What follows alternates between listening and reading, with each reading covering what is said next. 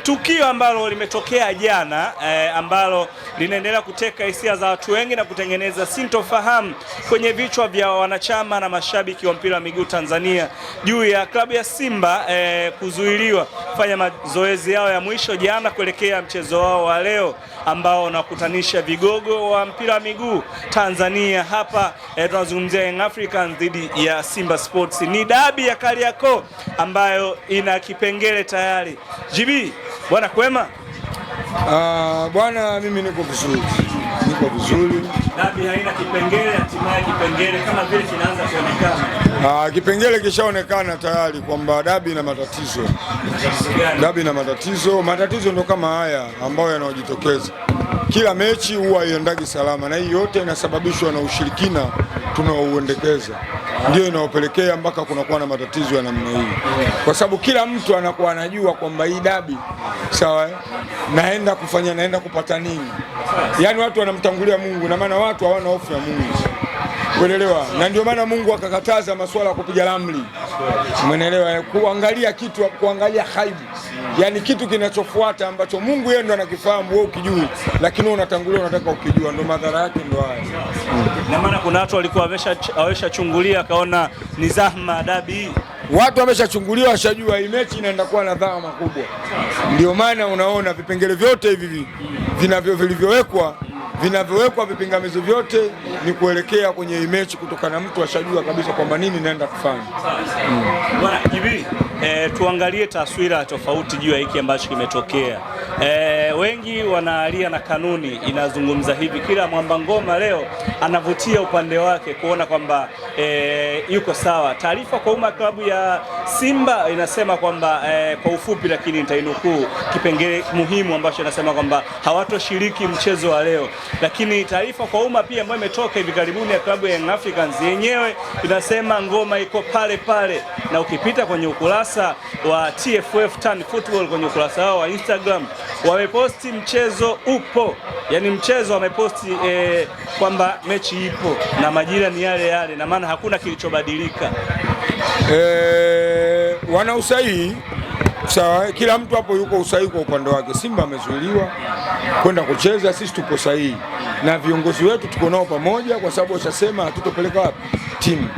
Kama wao kipindi kile mechi ilivyosogezwa mbele, kama unakumbuka, wao wakaleta timu saa 11 wakatoka wafanya mazoezi alafu wakaondoka, alafu muda uliofuata akuja kuleta timu. Kwa na Simba nao vile vile sawa, wamefanya hivyo hivyo. Kwa hiyo mimi ninadhani ni mapungufu ya bodi ya ligi pamoja na chombo kinachoendesha mpira Tanzania, kwa sababu kanuni ziko wazi sawa. Ukienda kwenye sheria na kanuni za bodi ya ligi sawa, ibara ya 17 kifungu namba 45 inazungumza kwamba timu ngeni inaruhusiwa kwenda kufanya mazoezi sawa, mara moja kabla ya nini? Kabla ya mchezo husika.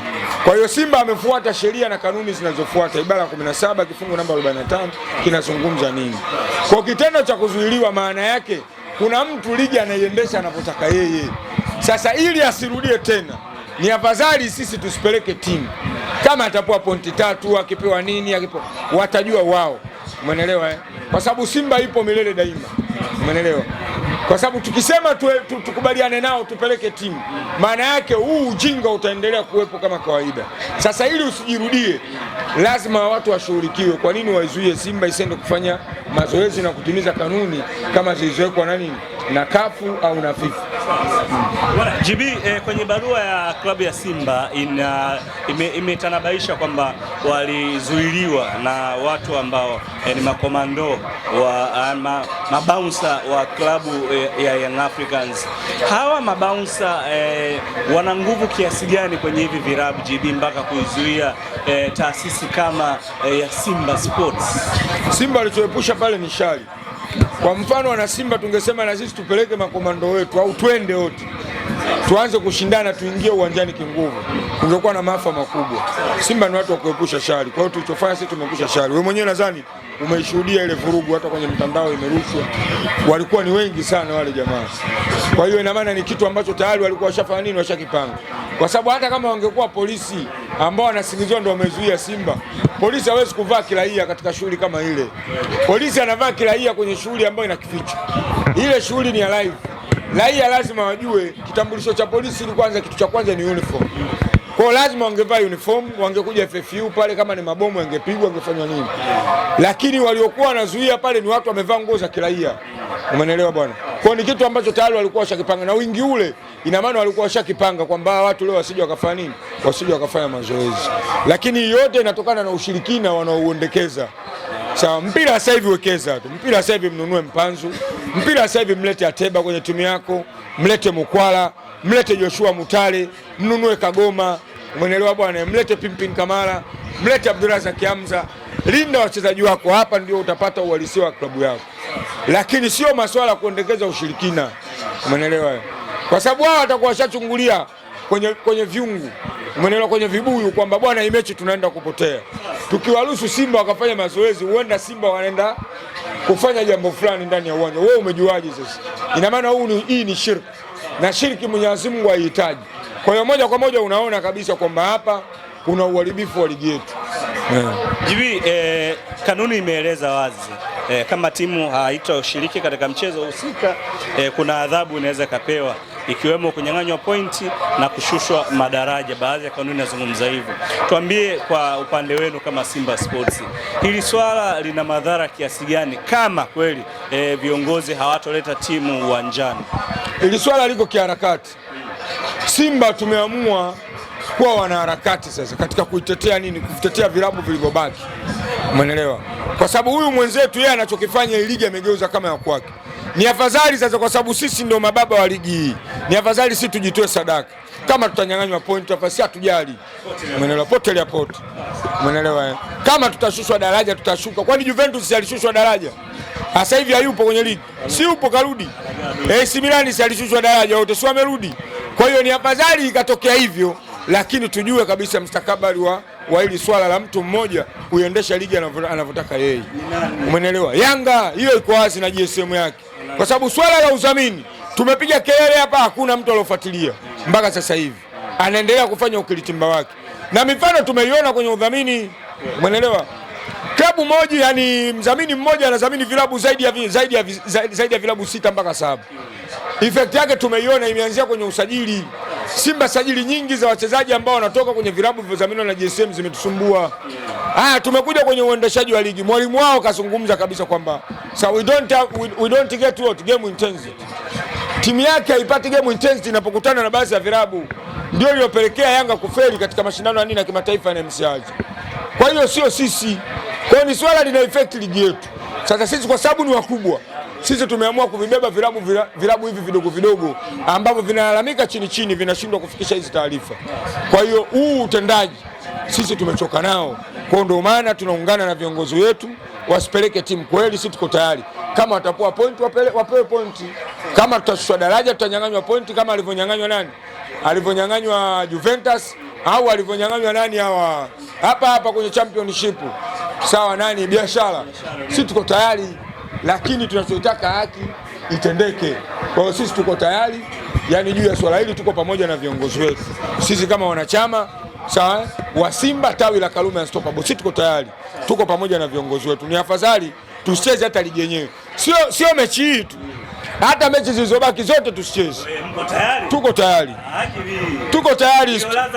Tukishushwa daraja tutapumzika mwaka mmoja, mwaka unaofuata tutaendelea na tutapanda daraja, tutarudi. Kama mtayakuta yale. Utaratibu utakuwa ule ule.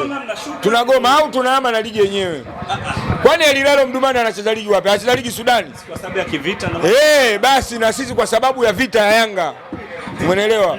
Vita ya Yanga na GSM tuko tayari kuachana na ligi yenyewe. Tumekubali kushindwa. Tuko tayari kabisa. Sawa. Jibi, kwenye hiyo barua ya klabu ya Simba imeainisha kwamba waliweka pale kwamba meneja wa uwanja hakuwa na taarifa za Simba kwenda pale kufanya mazoezi. Hakupata taarifa kutoka kwa kamishna wa mchezo. Taasisi kama klabu ya Simba kutoa taarifa kwamba walienda kwa mazoea ama kuna sintofahamu hapo? Hapo kuna sintofahamu. Umeelewa? Kuna sintofahamu. Alafu kikanuni, umeelewa bwana, kikanuni iko wazi. kwamba timu inatakiwa ikafanya mazoezi kabla ya siku moja nini ya mechi, umeelewa? Na muda ni ule ule, Simba wameenda mechi inachezwa saa 1 na sisi tumeenda saa 1. Kwa hiyo vitu ambavyo vilikuwa vijana kosaje taarifa sasa kama Simba hajafanya nini?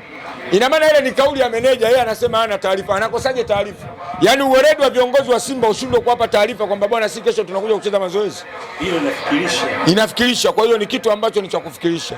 Kwa hiyo inaonekana wote, bodi ya ligi, TFF pamoja na viongozi wengine wote wako lao hili, wako na Yanga.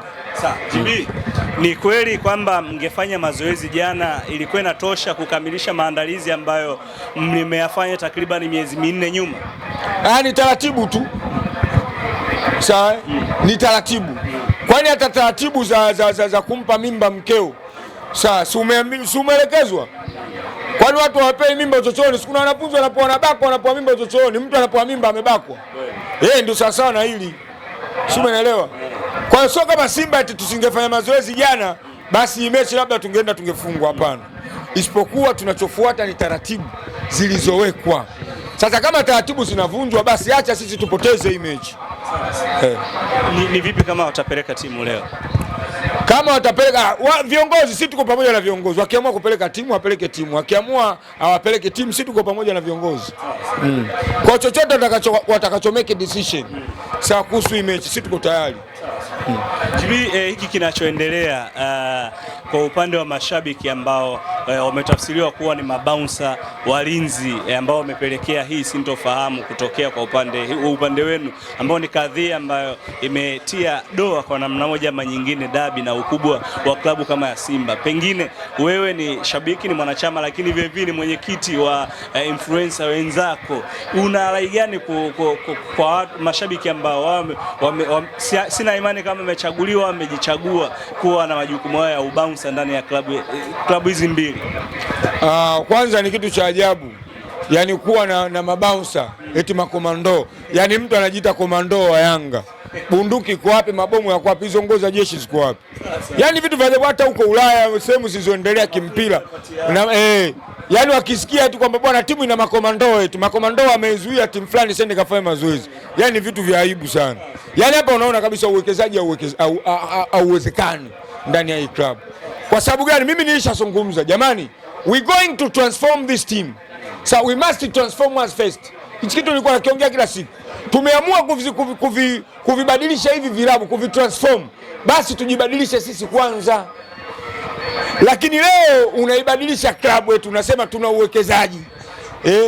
Kuna CGSM wanataka kuwekeza. Alafu mwisho wa siku bado taratibu zenu bado ziko vile vile locally. Sasa hapa uwekezaji uko wapi? Sababu wote unaposema uwekezaji maana tunataka twende kisasa. Sasa sasa uko wapi kama sisi hatutaki kubadilika? Makomando wa nini? Makomando ilikuwa zamani huko, mara wameteka timu, mara leo timu imechukuliwa imehamishwa huku. Haya mambo Simba umeyasikia wewe? Simba hakuna watu wanaoitwa makomando. Simba kuna bodi ya nini? Bodi ya Simba inaoendesha timu. Kuna kamati maalum zinaendesha nini? Zinaendesha timu. Kuna walinzi maalum. Kampuni maalum ya ulinzi ndio inaendesha timu. Lakini leo una makomando. Haya makomando hao wa nini? Umeelewa? Sasa sisi hatuko huko, sisi tuko kisasa. Sisi ni timu namba 6 mpaka namba 7 barani Afrika. Kwa hiyo sisi tuna hati kama timu kubwa zinavyofanya nini, zinavyoact. Bado ni wachanga, bado ni wadogo, kwa hiyo ndio maana wanaenda na taratibu zao zile. Alafu kwa uwekezaji hauwezekani. Umeelewa? Ndio maana bado wanaishi kwenye taratibu zile. Kama ingekuwa uwekezaji unawezekana kwenye klabu yao, mimi nadhani saa hizi tayari wangekuwa washa shift wako huko sisi tuliko wao wapo. Kwenye uwekezaji wao wapo. Umeelewa? Sisi tayari tusha improve. Sawa tusha improve, tuko katika nini? Tuko katika nini? Masuala ya uwekezaji. Na ndio maana unaona hata mambo yetu tunaakti kama uwekezaji unavyotaka, lakini wao mpaka sasa hivi hakuna kitu. Sawa. JB, Young Africa kama leo watafika uwanjani kama walivyoainisha kwenye barua yao kwamba watafika uwanjani, timu itafanya taratibu zote za mchezo kwa pamoja na warm up. Kama nyinyi mtapeleka timu, wenzao watapewa alama 3 na magoli 3. JB, hakuna kitu chochote. Unakumbuka ile tarehe 8 ya mwaka jana, si mwaka juzi? Mechi silielishwa ile mwaka juzi. Ilisogezwa kutoka saa 11 ikaenda saa ngapi? Sawa. Wao Yanga walileta timu. walifika pale saa 10, walikuja muda ule ule, alafu baadaye wakafanya nini? Wakaondoka. Ule muda uliopangwa na TFF wao hawakufika. Simba alikuwa pointi 3, Yanga alichukua hatua gani? Basi itaisha hivyo hivyo. Na hii itaisha hivyo hivyo. Itaisha hivyo hivyo. Juu.